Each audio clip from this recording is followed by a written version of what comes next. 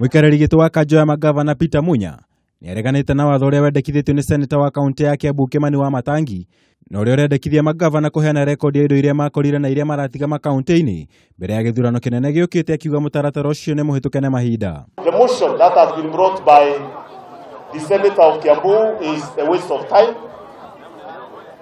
It serves no purpose and it cannot change the constitutional position that is very well established, that the sitting governor will remain in office until he hands over to the coming governor.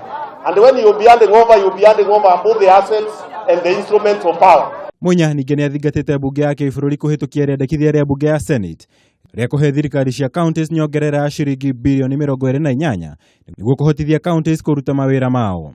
County governments are not temporary governments.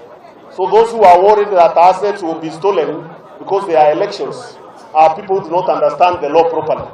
County governments are permanent. It's only individuals who change offices after elections. So county assets are safe, and the custodians of county assets are the civil servants, the bureaucracy that is already employed, which is permanent in the county.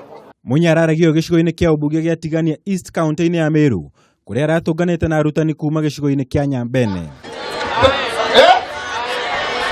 Ngĩribotera Kameme TV, njĩtagwo Mwaũra wa Gunya.